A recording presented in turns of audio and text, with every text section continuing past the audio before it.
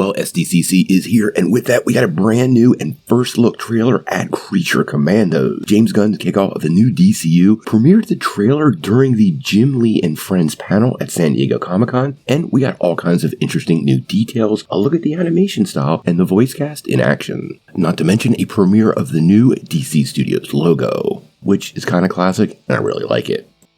Now, the trailer did reveal a lot of interesting details, but more importantly, it gave us a look at the full crew. We get a short introduction to each character who's going to be part of Task Force M. We'll get to that in a second. And the whole thing makes it really clear how it's interconnected with other DCU stuff. Now, we learn a lot from the trailer. We find out Amanda Waller has been banned from using humans by Congress for her previous Task Force X efforts. Now, whether this will hold in the DCU going forward, we'll have to wait and see, but for right now, she's formed Task Force M, aka Task Force Monster. Now, throughout the trailer, we kind of get a little bit of a better look at the tone of what this show will offer, and this does give us a glimpse of what the DCU will hold moving forward. Also in the trailer, we got to see some of the dynamic between some of the team members. I have to say, my favorite two characters, just from the trailer, are definitely going to be Sean Gunn's Weasel and Alan Tudyk's as Dr. Phosphorus. I'm a big fan of Tudyk. Him voicing this character is great. He did a great job on Joker and Harley Quinn, and I gotta say, his take on the character, at least in the trailer, was pretty awesome.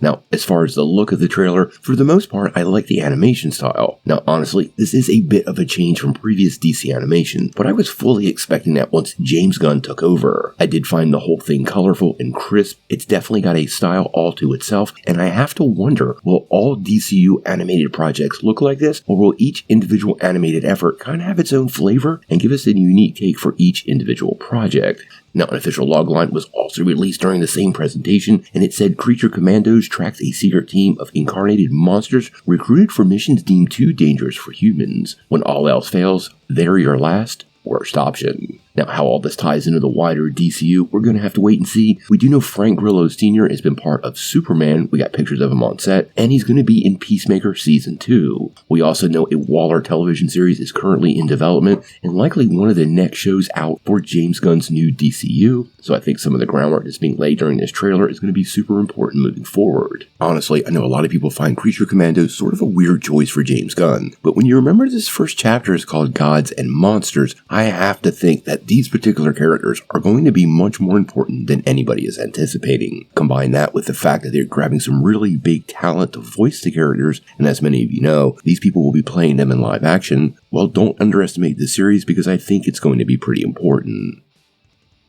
Now, in that same presentation, we also got a first look at the new logo, and DC Studios has brought back a classic look. This is the logo DC used from 1977 to 2005, so for many of us from our childhood all the way up to what feels kind of recent. It was developed by Milton Glaser, who actually created the classic I Love New York logo, and the response so far has been nothing but positive.